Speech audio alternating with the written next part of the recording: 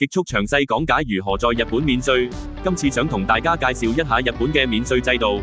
首先講邊啲人唔可以免稅。住喺日本手持在留卡嘅一律唔可以免稅。換言之，唔係住喺日本嘅外國人都可以免稅。免稅店職員會睇你護照上面入境嗰時關員貼嗰張貼紙，佢哋只接受上面寫住短期滯在外交公用嘅人嚟免稅。另外寫有寄港地上陸許可同通過上陸許可，即係俗稱嘅轉機轉船 visa 嘅貼紙都可以免稅。持有可以唔使排長龍入境嘅特定登錄者卡，後面有寫短期滯在同今次嘅入境日期資料嘅，就算護照上無貼紙都可以免。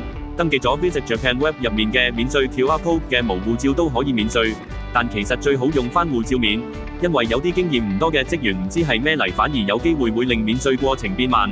除咗遊客，例如空姐、空少或者係船員，手持入境嗰陣嗰張橙色嘅紙，或者係郵輪乘客俾嗰張後面有護照 copy 嘅白色紙。比較特殊嘅仲有外交官免稅卡，護照上有美軍 SOFA 印，海外在住超過2年持有在留證明嘅日本人都可以免稅。不過無謂慢慢一個一個講，今次集中講返一般遊客，即係短期滯在嘅免稅。首先唔係所有買嘅嘢都可以免稅，要去一啲寫明可以免稅嘅地方先可以免，同埋你喺邊度買就要喺嗰度免稅。一啲商場會設有免稅櫃台，喺嗰個商場買嘅嘢就只能去指定櫃台免稅。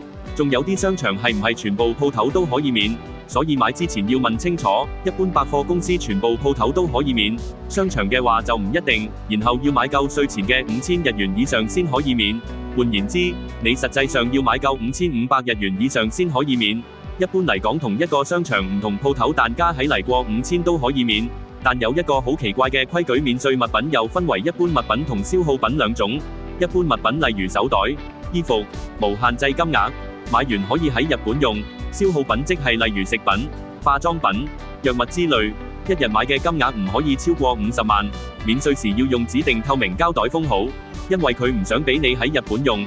所以一個例子，你買一般物品2500，消耗品2500，要一齊免稅嘅話，佢要將你個一般物品當成消耗品放入透明膠袋，唔俾你喺日本用。不過呢個規矩實在太反智，所以2026年11月將會廢除分開一般物品同消耗品嘅做法。此外，免稅櫃台都係外判俾一啲專做免稅嘅公司做，所以一般會收商品嘅約1.55%作為手續費。退錢嘅方法每間退稅公司都唔一樣，有啲唔會退現金，只能退到信用卡，有啲可以退到微信同支付寶。但係要注意，一般係唔支援香港版嘅微信同支付寶。另外，好多人會問喺機場仲要做啲咩？使唔使俾關員檢查？可唔可以寄倉？日本政府明文規定，出境時要俾海關睇護照同你買嘅嘢，而要寄倉嘅你係要事前要同問海關俾唔俾。不過一日數以萬計嘅人免稅，你覺得佢哋有冇可能一個一個查？所以實情上你喺機場係可以咩都唔使理，佢真係查你一定係佢主動同你講，唔使特登自己去主動申報。當然大家就唔好做犯法嘢，免咗稅嘅嘢就乖乖地帶出境。就係由於日本呢個3不管嘅免稅手續，就引起咗一啲不法分子大量買入免稅商品轉售圖利，根本就冇將買嘅嘢帶出境，結果玩爛咗個規矩。有見及此，日本會喺2026年11月會大幅修改免稅步驟，不過實際操作係點其實仲未有詳細資料，只係話有機會喺機場先會收到退稅，到時會再同大家作詳細介紹。今次就講到呢度，下次見，拜拜。